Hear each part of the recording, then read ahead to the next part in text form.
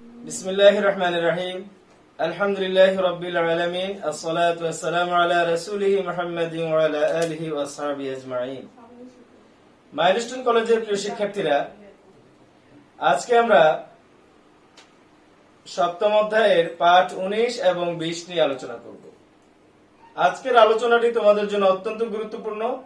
আজকে আমাদের আলোচনার বিষয় হচ্ছে ইসলামে আন্তর্জাতিক সম্পর্কের গুরুত্ব এবং আন্তর্জাতিক সম্পর্ক প্রতিষ্ঠায় ইসলামের ভূমিকা। তো প্রিয় শিক্ষার্থীরা, আগে আমাদেরকে জানতে হবে আন্তর্জাতিক সম্পর্কটা কি। আন্তর্জাতিক সম্পর্ক তোমরা বুঝতে পারছো, আন্তর্জাতিক মানে জাতির মধ্যে যে সম্পর্কটা, এটা হচ্ছে আন্তর্জাতিক। তো সাধারণভাবে আমরা আন্তর্জাতিক সম্পর্ক বলতে বলতে বোঝাই যে সভ্য ও স্বাধীন রাষ্ট্রসমূহের মধ্যে বিরাজমান যে পারস্পরিক সম্পর্ক, তাই হচ্ছে আন্তর্জাতিক সম্পর্ক। আর এটাকে যদি আমরা আরেকটু বিস্তারিত ভাবে বুঝতে চাই, তাহলে আমরা বলতে পারি যেসব নিয়ম কানুন, বিধিবিধান, মূলনীতি ও সংবিধানের ভিত্তিতে বিভিন্ন জাতি ও রাষ্ট্রসমূহের মধ্যে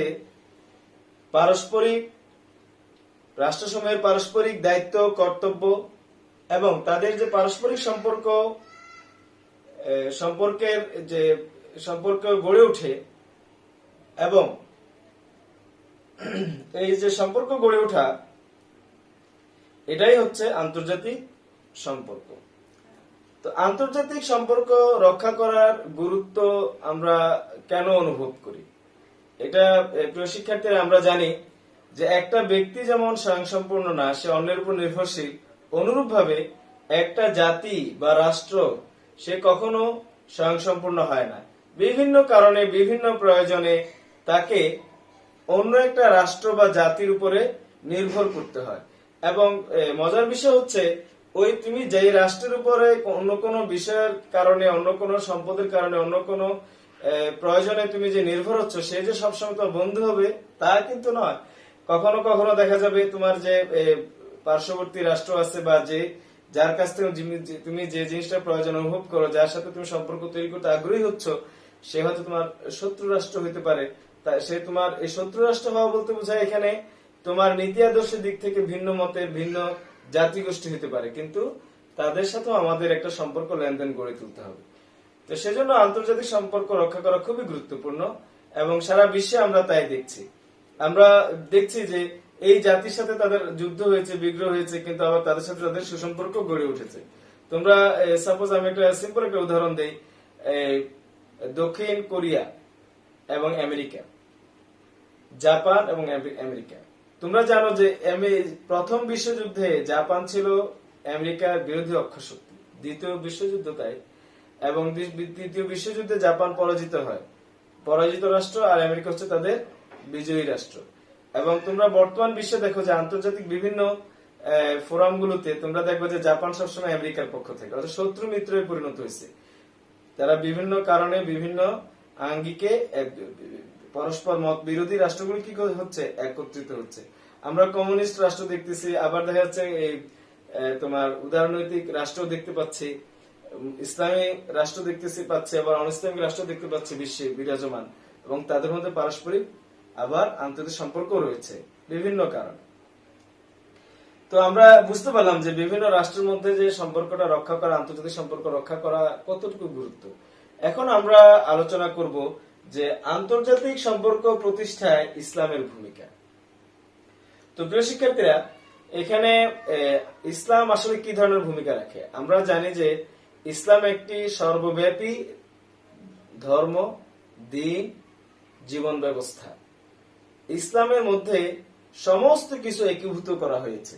যেরকম ভাবে ইবাদত করার পদ্ধতি জানানো হয়েছে, অনুরূপভাবে একটা ব্যক্তির চরিত্র গঠন, সমাজের শান্তি প্রতিষ্ঠা, রাষ্ট্র পরিচালনা নীতি এবং বিভিন্ন জাতি, গোষ্ঠী, রাষ্ট্রসমূহের মধ্যে যে সুসম্পর্ক গড়ে তোলার যে নীতিমালা, পদ্ধতি, এটাও কিন্তু ইসলাম দান করেছে। তো যার ফলে আমরা ইসলামের আলোকে আন্তর্জাতিক সম্পর্ক কিভাবে গড়ে উঠবে সেটারও কিন্তু একটা নীতিমালা, আদর্শ আমরা দেখতে পাচ্ছি। তো প্রিয় শিক্ষার্থীরা, এখানে আরো কিছু বিষয় আছে যে ইসলাম পুরো পৃথিবীতে শান্তি প্রতিষ্ঠা করতে চায়। আমরা আমরা একটা আয়াত প্রায় সময় পড়ে থাকি যে ওয়ামা আরসালনাকা ইল্লা রাহমাতাল লিল আলামিন, যে আপনাকে আমি পুরো বিশ্বের জন্য রহমত হিসেবে পাঠিয়েছি। অর্থাৎ পুরো বিশ্ব, জাতি ধর্ম নির্বিশেষে সকল জাতি গোষ্ঠীর জন্য মুহাম্মদ সাল্লাল্লাহু আলাইহি ওয়াসাল্লাম ছিলেন একজন রহমত, শান্তি, দয়ার প্রতীক। তো সুতরাং মহানবী সাল্লাল্লাহু আলাইহি ওয়াসাল্লামের ভিতরে সেই আদর্শ বিদ্যমান ছিল এবং তিনি সেই আদর্শ দেখিয়ে গিয়েছেন, বিশ্বের কাছে তিনি সেই দৃষ্টান্ত উপস্থাপন করে গিয়েছেন, যার ফলে সমস্ত বিশ্ব আজকে ওনার নীতিমালা আদর্শ অনুসরণ যদি করে তাহলে সমস্ত বিশ্ব আজকে শান্তিতে পরিপূর্ণ হয়ে যাবে। আজকে বিশ্ব আমরা অশান্তিতে পরিপূর্ণ দেখতে পাচ্ছি। এখন আমরা আন্তর্জাতিক সম্পর্ক প্রতিষ্ঠা ইসলামের ভূমিকা কিভাবে পালন করে সেটা আমরা আলোচনা করব। প্রিয় শিক্ষার্থীরা, আমরা এখানে 7টি পয়েন্ট উল্লেখ করেছি। অনেকগুলো আলোচনা আছে, কিন্তু আমরা এখান থেকে কিছু বাছাই করে নিয়ে এসেছি। প্রথম আলোচনাটা হচ্ছে তোমার বিশ্ব মানব এক জাতি। 2 নম্বর হচ্ছে বিশ্ব মানবের সম্মান ও অধিকার। 3 নম্বর হচ্ছে বিশ্ব ভ্রাতৃত্ব ও আদর্শিক ভ্রাতৃত্ব। 4 নম্বর চুক্তি ও প্রতিশ্রুতি পূরণ। 5 নম্বর হচ্ছে সংঘর্ষ পরিহার। আর 6 নম্বর হচ্ছে হজের বিশ্ব সম্মেলন। আর 7 নম্বর হচ্ছে সাম্রাজ্যবাদী নীতি পরিহার। তো প্রিয় শিক্ষার্থীরা, আমরা প্রথম যে পয়েন্ট সেখান থেকে আলোচনা শুরু করি, যে বিশ্ব মানব এক জাতি। অর্থাৎ এই পৃথিবীতে যত মানুষ আছে, বিভিন্ন ধর্মের, জাতি, গোষ্ঠী, ভাষা, সবাই আমরা এক জাতি। আমরা সবাই এক জাতি, আমরা আদম আলাইহিস সালামের সন্তান। সুতরাং আমরা মানব জাতির অন্তর্ভুক্ত। এই মর্মে আল্লাহ পাক কোরআন মাজিদে একটা পরিষ্কার একটা আয়াত বলেছেন, কানান নাসু উম্মাতান ওয়াহিদা, যে সমস্ত মানব জাতি হচ্ছে একটাই জাতি। পৃথিবীর সমস্ত মানুষ একটাই জাতি। এখানে অভিন্ন জাতির অন্তর্ভুক্ত। এখানে আমেরিকা বলো, রাশিয়া বলো, সৌদি আরব বলো, বাংলাদেশ বলো, ইন্ডিয়া বলো, বার্মা বলো, পৃথিবীর সমস্ত এই রাষ্ট্রের যত মানুষ আছে সবাই আমরা একটা জাতি। দ্বিতীয়ত দেখো, বিশ্ব মানবের সম্মান ও অধিকার। অর্থাৎ পৃথিবীর সমস্ত মানুষ মানুষ হিসেবে তার সম্মান মর্যাদা সমান। একজন অনারব আরবের উপরে, আরব অনারবের উপরে শ্রেষ্ঠ না। একজন এশিয়ান একজন আমেরিকার উপরে, একজন আমেরিকান এশিয়ার উপরে, ইউরোপ এরা এশিয়ানদের উপরে বা আফ্রিকানদের উপরে শ্রেষ্ঠ না। সবাই সমান। এশিয়া, আফ্রিকা, যত মহাদেশের মানুষ আছে সব মহাদেশের মানুষ অধিকারের দিক থেকে, সম্মান প্রাপ্যতার দিক থেকে সমান। এখানে কোনো ভেদ করা যাবে না। আমাদের মৌলিক অধিকার পূরণ করার ক্ষেত্রে সমান। কথা বুঝতে পারছি? এটা আল্লাহ রাসূল পরিষ্কার বলে দিয়েছেন যে অনারব আরবদের উপরে, আরব অনারবদের উপরে শ্রেষ্ঠ নয়। তো প্রিয় শিক্ষার্থীরা, আমরা এখানে বুঝলাম বিশ্ব মানব সাম্যের অন্তর্ভুক্ত, সমান মর্যাদার অধিকারী। এখন আমরা দেখবো 3 নম্বর যে পয়েন্টটা, বিশ্ব ভ্রাতৃত্ব ও আদর্শিক ভ্রাতৃত্ব। তো প্রিয় শিক্ষার্থীরা, এখানে কিন্তু একটা কথা আছে। এখানে দেখো, ভ্রাতৃত্বটা কিন্তু 2 ভাগে বিভক্ত। আমরা আলোচনা করি। একটা হচ্ছে বিশ্ব ভ্রাতৃত্ব। বিশ্ব ভ্রাতৃত্ব কি? অর্থাৎ সমস্ত পৃথিবীর মানুষ আদম আলাইহিস সালামের সন্তান হিসেবে সবাই আমরা ভাই, সবাই আমরা বোন। এই যে ভ্রাতৃত্ববোধ, এটা হচ্ছে বিশ্ব ভ্রাতৃত্ব। এই ভ্রাতৃত্বের ক্ষেত্রে কোনো আদর্শকে সেন্ট্রালাইজড করা হয় নাই, কেন্দ্রীভূত করা হয় নাই, তাকে কেন্দ্র করে ভাগ করা হয় নাই।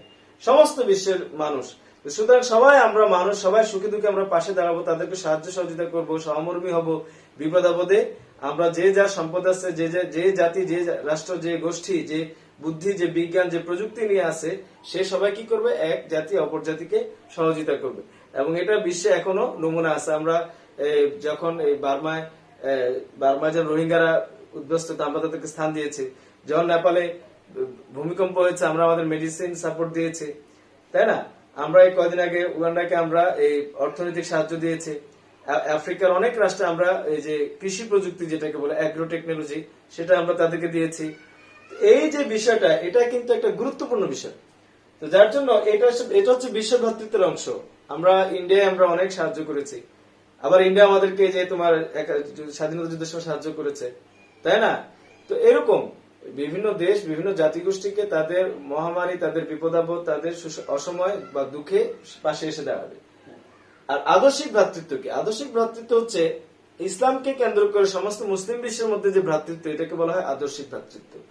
আর এই ভ্রাতৃত্ব কোন ক্রমেই খাটো করে দেখার মতো না, এটা অত্যন্ত গুরুত্বপূর্ণ। কেননা কোরআন মাজিদে আল্লাহ পাক পরিষ্কার বলে দিয়েছেন, ইন্নামাল মুমিনুনা ইখওয়া, সমস্ত মুসলমান পরস্পর ভাই ভাই।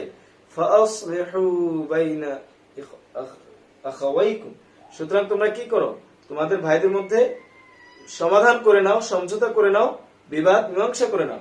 তো সুতরাং এই মুসলমানদের মধ্যে যে সমস্ত বিষয় নিয়ে বিবাদ আছে, যে সমস্ত বিষয় নিয়ে মতবিরোধ আছে, সে সমস্ত বিষয় কি করতে হবে, মিটিয়ে ফেলতে হবে ভ্রাতৃত্বের আলোকে, ইমানের আলোকে, যে আমরা এক আল্লাহতে বিশ্বাসী, এক কোরআনের অনুসারী, এক নবীর অনুসারী, মুহাম্মদ সাল্লাল্লাহু আলাইহি ওয়াসাল্লামকে আমরা ভালোবাসি। সেই ভালোবাসায় উদ্বুদ্ধ হয়ে আমরা সমস্ত বিশ্বের মুসলমানরা কি করব, এই ভ্রাতৃত্ব বন্ধনে আবদ্ধ হয়ে আমাদের পারস্পরিক যে সমস্যাগুলো আছে সেগুলো আমরা সমাধান করব।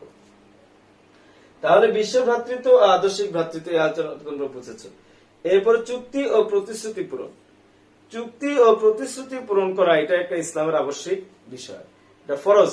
এবং এই ফরজ যেরকম ব্যক্তিগতভাবে হয়, অনুরূপভাবে বিভিন্ন জাতিগোষ্ঠীর মধ্যে যে চুক্তিগুলো হয়, সাপোজ বাংলাদেশের সাথে অন্যান্য রাষ্ট্রের নানা ধরনের রাষ্ট্রীয় আন্তঃরাষ্ট্রীয় চুক্তি আছে, তো সেগুলো আমাদেরকে কি করতে হবে, যদি আমি সেই চুক্তিতে স্বাক্ষর করে থাকি তাহলে আমাকে সেই চুক্তিতে, সেই চুক্তি অনুযায়ী, সেই চুক্তির ওয়াদা অনুযায়ী, সেই চুক্তি নিয়ম অনুযায়ী আমাকে প্রতিশ্রুতি বা আমার কাজ সম্পন্ন করতে হবে, তা লঙ্ঘন করা যাবে না।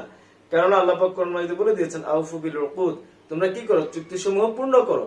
এটা শুধু ব্যক্তিকে আদেশ করা নয়, এটা জাতিকেও আদেশ করা হয়। এই জন্য মুসলিম রাষ্ট্র, মুসলমানগণ বিভিন্ন জাতিগোষ্ঠীর সাথে যখন কোনো চুক্তি করেছেন তা যথাযথভাবে পূর্ণ করেছেন। তো সুতরাং এই চুক্তি এবং প্রতিশ্রুতি যদি পূরণ করা হয় তাহলে দেখবে যে বিভিন্ন রাষ্ট্রের মধ্যে সুসম্পর্কটা গড়ে ওঠে। 5 নম্বর হচ্ছে সংঘর্ষ পরিহার, অর্থাৎ বিভিন্ন জাতিগোষ্ঠীর মধ্যে যে লড়াই সংঘর্ষের উপক্রম হয় বা সমস্যা তৈরি হয়, তখন আমাদেরকে কি করতে হবে, সেই সংঘর্ষ লড়াই যেন আমরা সরাসরি জড়িত না হই, যুদ্ধে আমরা জড়াই না পড়তে হয়, সেজন্য আমাদেরকে এর আগের অবস্থাটা দেখতে হবে। অর্থাৎ একটা লড়াই যুদ্ধ করার মাধ্যমে হয়তো আমরা বিজয় লাভ করতে পারি, একটা জাতিকে আমরা পদানত করতে পারি, কিন্তু এই লড়াই বা যুদ্ধের মাধ্যমে যে ক্ষয়ক্ষতি হয় সেটা কিন্তু ব্যাপক। তো সেজন্য তুলনামূলক কম যদি হয়, কম যদি উপকার বা কম লাভের মাধ্যমে আমরা হলে কি হব, আমরা চুক্তি তারপরে সংঘর্ষ পরিহার করার চেষ্টা করব।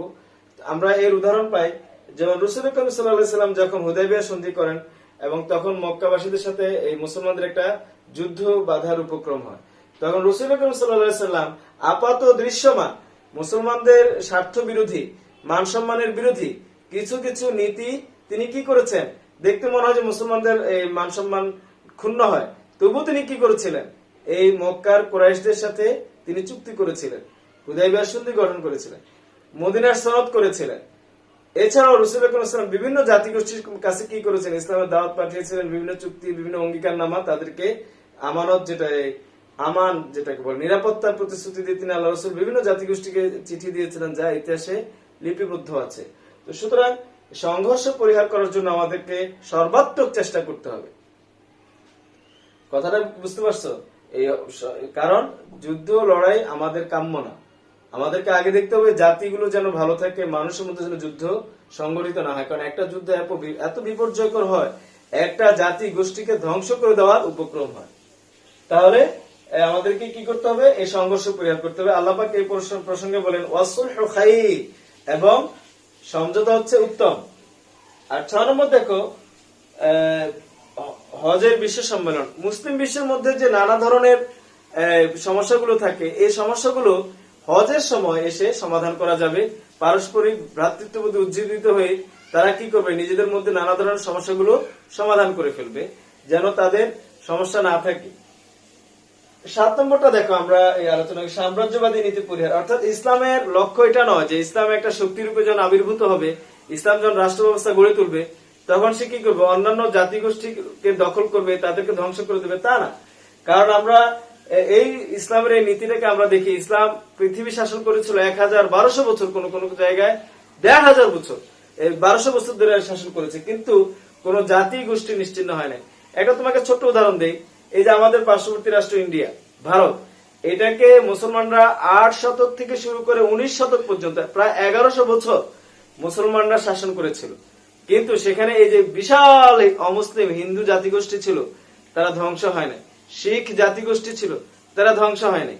কিন্তু তারা সহাবস্থানে বহাল ছিল, তাদের জনসংখ্যাও হ্রাস পায় নাই। এবং সারা ওয়ার্ল্ডে দেখবা বিভিন্ন মুসলমানদের অধীনে সমস্ত বিশ্ব ছিল, কোন ধর্ম গোষ্ঠী জাতি গোষ্ঠী ধ্বংস হয় নাই। এটা তো বোঝা যায় যে ইসলাম যে সাম্রাজ্যবাদী নীতি গ্রহণ করে না। আবার অল্টারনেটিভ ভিত্তিতে যে সমস্ত জায়গায় অমুসলিমরা ক্ষমতা লাভ করেছে, সংখ্যাগরিষ্ঠ হয়েছে, শক্তি লাভ করে, তারা কিন্তু মুসলমানদের প্রতি এই উদারতা দেখায় নাই, এই নীতিটাকে তারা বহাল রাখে নাই। যার ফলে দেখা যায় তিউনিসিয়ায়, মরক্কোয় তারা 60 লক্ষ আরবকে হত্যা করেছে। ফ্রান্স, তারপরে যে ইটালি, এই সমস্ত রাষ্ট্র, তারপরে তোমার যে আমাদের ভারত উপমহাদেশে যেন ইংরেজরা 200 বছর শাসন করে মুসলমানদেরকে প্রায় নিশ্চিহ্ন করে দেওয়ার উপক্রম করে এবং নানা জাতি গোষ্ঠীর মধ্যে লড়াই সংঘাত তৈরি করে দেয় এবং পৃথিবীর বিভিন্ন রাষ্ট্রে তারা এই ধরনের পরিস্থিতিগুলো তৈরি করে। কিন্তু মুসলমান যখন বা ইসলাম যখন কোন রাষ্ট্র গঠন করে, মুসলমানরা রাষ্ট্র গঠন করে, তারা এই নীতি কখনো গ্রহণ করে নাই। তারা উদার নৈতিক শাসন ব্যবস্থা পরিচালনা করেছিল, সাম্রাজ্যবাদী নীতি পরিহার করেছিল, তারা ইসলামকে প্রচার করেছিল। কেন, কোন স্বার্থে? কারণ ইসলামটা হচ্ছে বিশ্ব মানবতার মুক্তির সনদ, ইসলামটা হচ্ছে সমস্ত বিশ্বের রহমত লাভের একটা মাধ্যম, উপায়। তো সেই ক্ষেত্রে মানুষ যেন মানুষের দাস হিসেবে না থাকে, মানুষ যেন মানুষের উপর অত্যাচার নির্যাতন না করে, সেজন্য ইসলামের আবির্ভাব এবং ইসলাম অন্যান্য জাতিগোষ্ঠীর মধ্যে জনপ্রিয়তা লাভ করেছে এবং তাদের আগ্রহের কারণে ইসলাম প্রচার করার প্রয়োজন হয়ে পড়েছে। ইসলাম প্রচারের স্বার্থে ইসলাম বিভিন্ন জায়গায় মুসলিম রাষ্ট্র বিজয় অভিযানগুলো পরিচালিত হয়েছে। সেখানে কোনো ব্যক্তি স্বার্থ, সম্পদ লাভ বা রাজ্য বিস্তারের কোনো আকাঙ্ক্ষা, অভিপ্রায় ছিল না।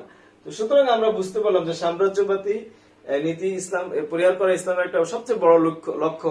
এবং অন্যান্য জাতিগোষ্ঠী যাদের মধ্যে এই সমস্ত সাম্রাজ্যবাদী রূপ দেখা যায়, যেমন এখন আমরা আমেরিকা, রাশিয়া, বিভিন্ন চীন, যারা এখন বর্তমানে বিশ্বশক্তি হিসেবে আবির্ভূত, তারা কি করতেছে? তাদের সাম্রাজ্যবাদী নীতি, তাদের ক্ষমতা, প্রভুত্ব, তাদের প্রাধান্য তারা দেখানোর জন্য কি করে? বিভিন্ন জাতিগোষ্ঠীকে নানান ভাবে ঋণের ফাঁদে ফেলে, কখনো ভৌগোলিক আঞ্চলিকতার রাজনীতিতে ফেলে কি করছে?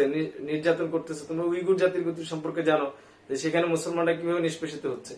তো যাই হোক, প্রিয় শিক্ষার্থীরা, তো ইসলাম শান্তি প্রচার করে, শান্তি প্রতিষ্ঠা করে এবং অন্যান্য জাতিগোষ্ঠীর মধ্যে শান্তি প্রতিষ্ঠিত করতে সক্ষম। এবং এই আলোকে দেখো, এই যে ইসলামের যে বিভিন্ন আমরা যে পয়েন্টগুলো আলোচনা করেছি, যে ইসলাম কিভাবে আন্তর্জাতিক সম্পর্ক তৈরি করে এবং বিশ্বের মধ্যে শান্তি প্রতিষ্ঠা করে। তো প্রিয় শিক্ষার্থীরা, তোমরা আরো পড়াশোনা করবা, আরো জানবা, তাহলে কি হবে? ইসলামের সৌন্দর্যগুলো আন্তর্জাতিকভাবে আমরা প্রতিষ্ঠিত করতে পারবো, ফুটিয়ে তুলতে পারবো।